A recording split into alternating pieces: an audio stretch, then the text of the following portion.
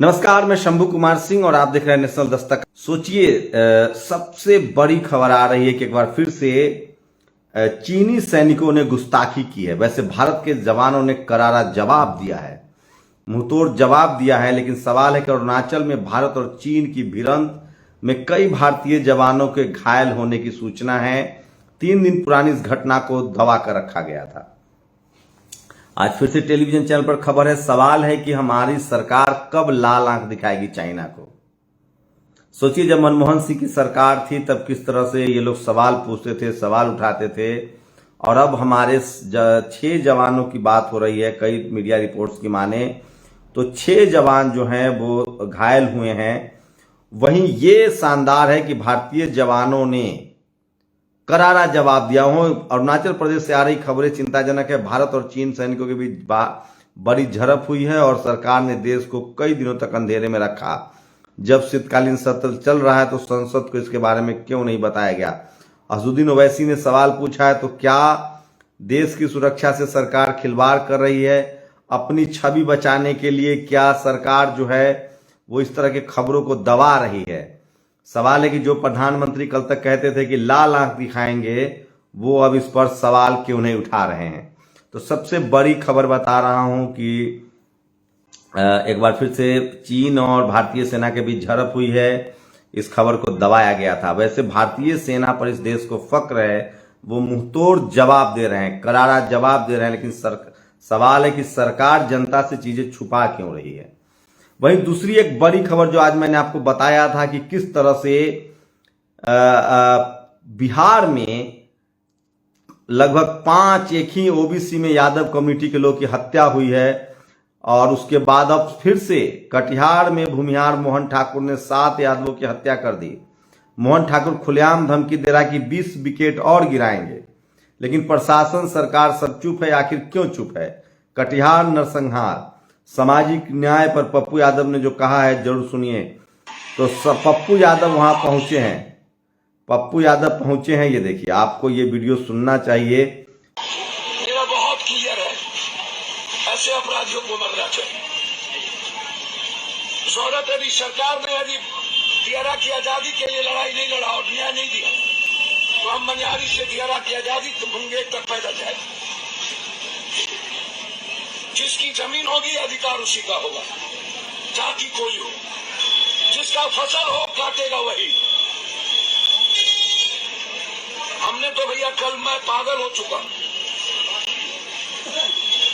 कि पहली बार जाति पूछ करके मारना और घर ढुकना,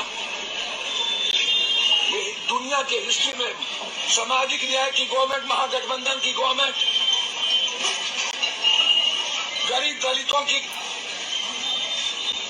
A to Z की गवर्नमेंट बोलने वाले हम लोग, जब हम जो सबकी सुरक्षा करता है उसकी सुरक्षा नहीं कर पाइएगा, जैसे मैंने कल कहा, तो फिर बचेगा कौन?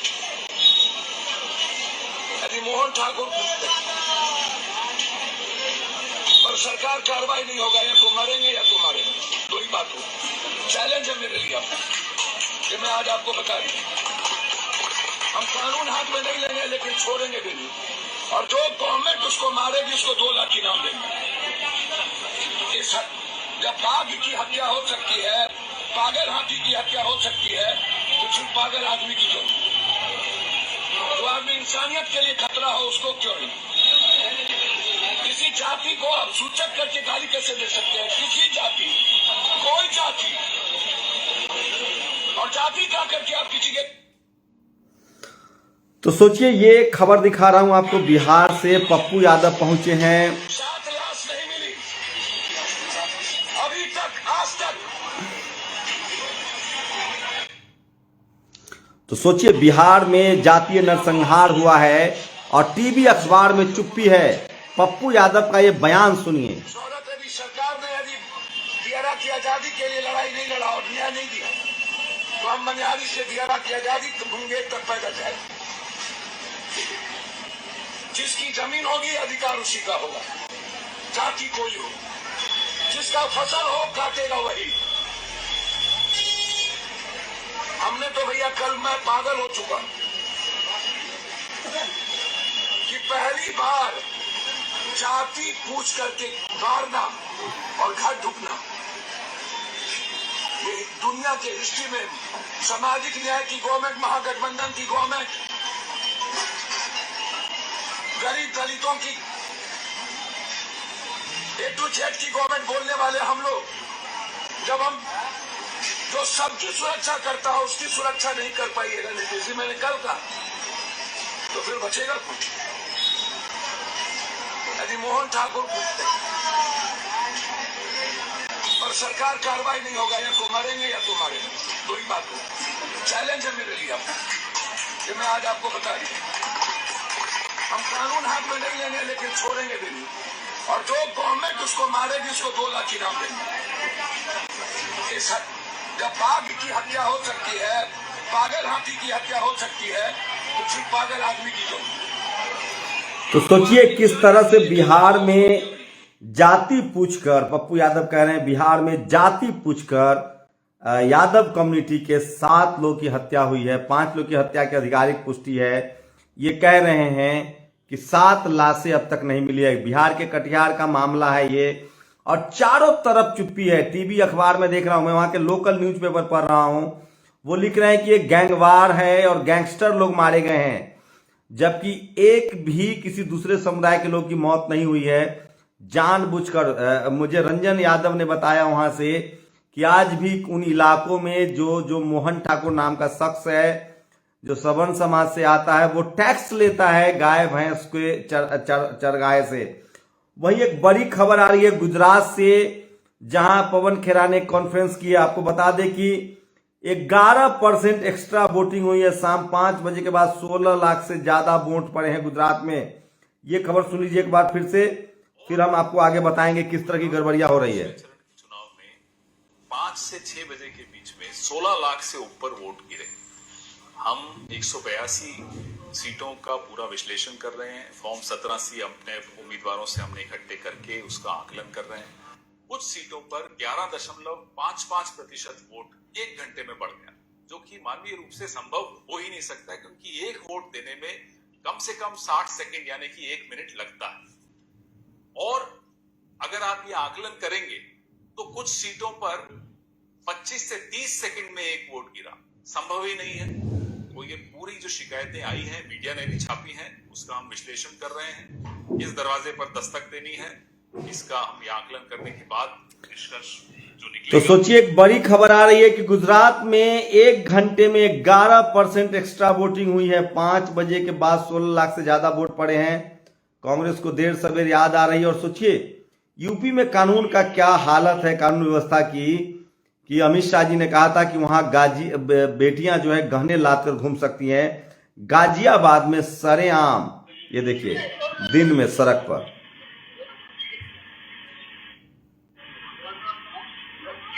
ये एक महिला के चेन लूटे जा रहे हैं, उनके गहने लूटे जा रहे हैं। गाजियाबाद की खबर है ये।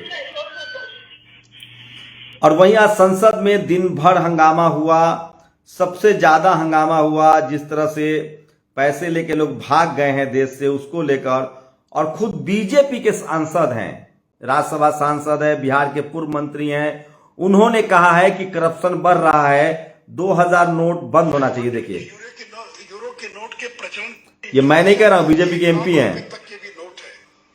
और यूरोपियन सेंट्रल बैंक ने 2018 में 500 के यूरो के नोट के प्रचलन को बंद कर दिया था। सिंगापुर ने 10,000 के नोट को 2010 में विड्रॉ कर लिया था। तो सती महोदय, जब 1000 का नोट बंद हो गया तो 2000 के नोट के प्रचलन का कोई औचित्य नहीं है। और अब तो सरकार डिजिटल ट्रांजैक्शन को भी बढ़ावा दे रही है। इसलिए मेरा सरकार से आग्रह है कि फेज मैनर में 2000 के नोट को ग्रेजुअली और विड्रॉ कर लिया जाना चाहिए। जनता को मौका दिया जाना चाहिए 1-2 साल का, कि जिनके पास भी वैध तरीके से 2000 का नोट है, उस नोट को वो एक्सचेंज कर सकते हैं। और एक निश्चित समय सीमा के बाद जो है उस नोट के प्रचलन की आवश्यकता नहीं पड़नी चाहिए, क्योंकि 2000 का नोट यानी ब्लैक मनी, 2000 का नोट, ये खुद बीजेपी के सांसद कह रहे हैं 2000 का नोट यानी ब्लैक मनी। तो सोचिए नोटबंदी को लेकर वो तमाम सवाल उठ रहे हैं और आप इस तरह की तमाम बड़ी खबरें हैं जो आज वायरल है। लेकिन सबसे ज्यादा बिहार में एक बड़ा जातीय नरसंहार हुआ है और सोचिए ओबीसी कम्युनिटी के 5 ओबीसी कैटेगरी के यादव कम्युनिटी के 5 लोग की हत्या की बात सामने आ रही है। पप्पू यादव वहां पहुंचे हैं और कहा जा रहा है कि टैक्स लिया जाता था।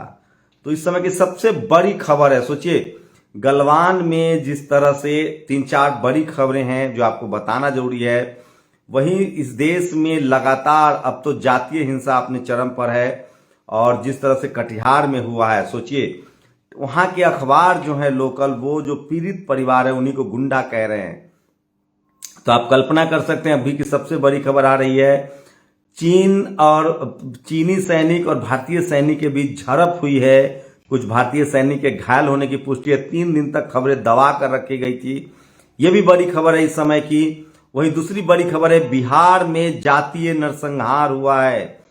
यादव कम्युनिटी के 5 लोगों की हत्या कर दी गई है। जाति पूछकर पप्पू यादव ने खुद ये बात कही है। उसके बाद उन्होंने कहा है कि कार्रवाई हो। मैं लोकल अखबार पढ़ रहा था कटिहार का, वो सब लिख रहे हैं कि ये गैंगवार है, गैंगस्टर हैं, जबकि गरीब किसान लोग मारे गए हैं जो अपने भैंस चराते थे। कहा जा रहा है कि मोहन ठाकुर नाम का एक शख्स है जो सरेआम लोगों से वसूली करता है और इस तरह की ये सबसे बड़ी खबर जो मैंने आपको दिखाया था। वहीं गुजरात चुनाव पर अखबार ने खबरें छापी हैं कि 1 घंटे के अंदर 5 बजे के बाद 16 लाख से ज्यादा वोट पड़े।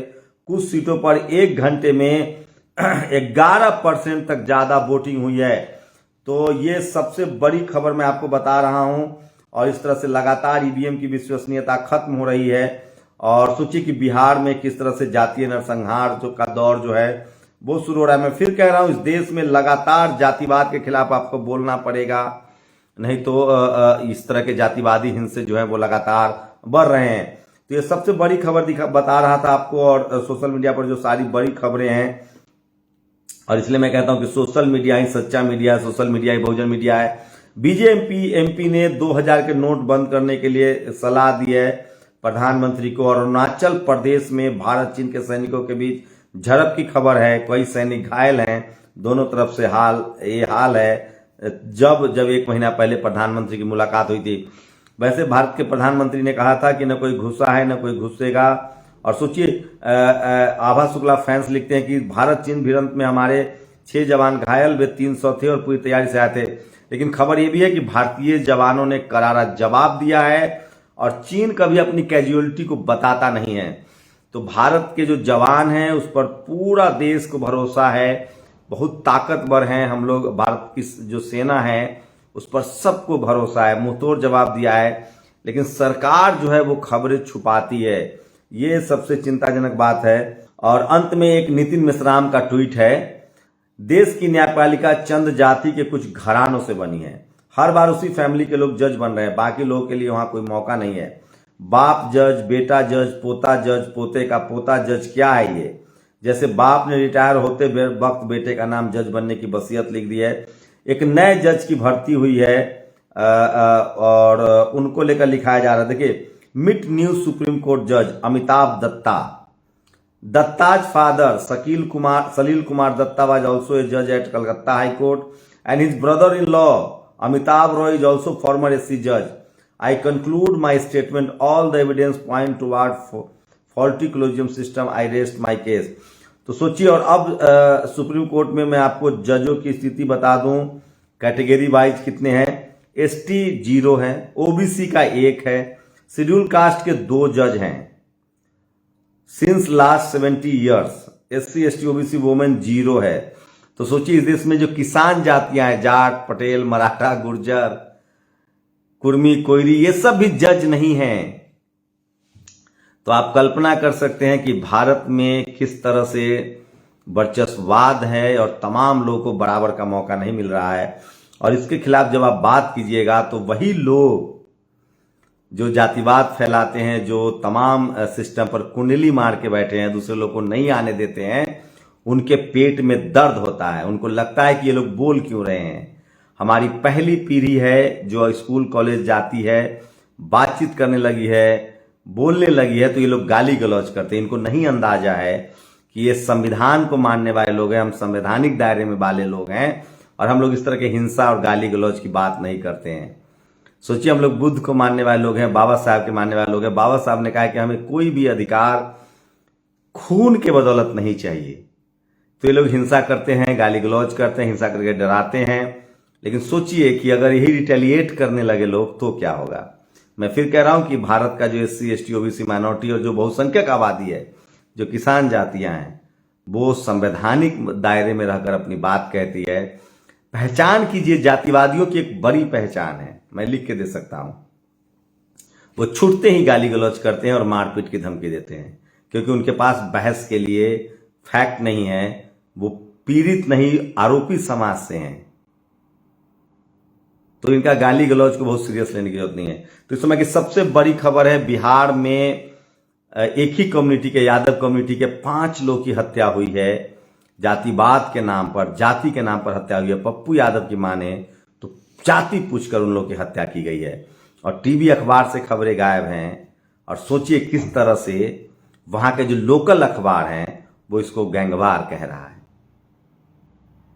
नेशनल दस्तक की लगातार कोशिश होती है कि जो शोषित है, वंचित है, पीड़ित है, उसके साथ खड़ा हुआ जाए।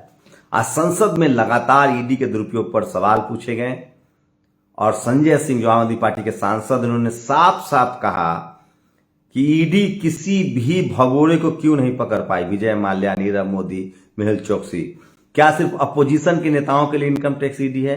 तो लोग अब सवाल पूछने लगे। सोचिए, संसद में पिछले 4 दिनों में 4 बड़ी घटना हुई है। बीएसपी के सांसद हैं, उन्होंने एक बिल लाया, प्राइवेट बिल ईवीएम के खिलाफ, कि ईवीएम विड्रॉ हुआ जाए। दूसरी बड़ी खबर है कि किस तरह से संसद में जाति जनगणना को लेकर राज्यसभा में बिल पेश किया गया है। YSR के नेता ने पेश किया है तेलंगाना से, वो खबर दबा दी गई है। ईवीएम के खिलाफ खबर दबा दी गई। आपको 2 खबरें सिर्फ बताई गई, कौन सी? कि यूनिफॉर्म सिविल कोड हो, यूनिफॉर्म सिविल कोड आए और जनसंख्या नियंत्रण बिल। तो ये टीवी की बेईमानी देखिए। ये इस देश का टीवी, अखबार, मीडिया और पत्रकार, इस देश के 90% आबादी SC ST OBC माइनॉरिटी और किसान जातियों के खिलाफ है, जो उनकी खबरों को दबाता है ताकि वो अपने हक अधिकार के प्रति सचेत न हो। लेकिन विडंबना ये है कि जो तथाकथित लिबरल पत्रकार हैं वो भी इन मुद्दों पर बात नहीं करते हैं। अजीत अंजुम हो, वो हिंदू मुस्लिम। मैं फिर कह रहा हूं, निगेटिव कैंपेन भी कैंपेन होता है। जितना हिंदू मुस्लिम में बात करेंगे, विशाल हो, चाहे रवीश हो, चाहे विनोद हो, चाहे आपको बता दें साक्षी जोशी हो, जो सोशल मीडिया पर जो आपको सो कॉल लिबरल पत्रकार लगता है, ये लोग कभी भी SC ST OBC माइनॉरिटी के हक मुद्दे पर बात नहीं करते हैं। तो 4 बड़ी खबरें थी जो संसद की थी। मैं लगातार आपको अपडेट करता रहूंगा। मेरी लगातार कोशिश है कि वो खबरें जो इस देश को मजबूत करता है, इस देश के लिए जरूरी है, जो इस देश के नागरिकों के लिए है, और जो जातिवाद, मनुवाद, ब्राह्मणवाद के खिलाफ है, जो महिला अधिकार के पक्ष में है, वो खबरें आप तक पहुंचाई जाए। आप लोग अपनी प्रतिक्रिया जरूर दीजिए और इतनी संख्या में हमारे साथ जुड़ने के लिए आपका बहुत बहुत शुक्रिया। नेशनल दस्तक की आपसे गुजारिश है कि अगर इसको बचाना चाहते हैं तो नेशनल दस्तक को सब्सक्राइब करने के लिए रेड कलर के सब्सक्राइब बटन को दबाएं, फिर बेल आइकन की घंटी दबाएं। नेशनल दस्तक को बचाने के लिए बहुत जरूरी है कि हर खबर को शेयर करें, लाइक करें, कमेंट जरूर करें।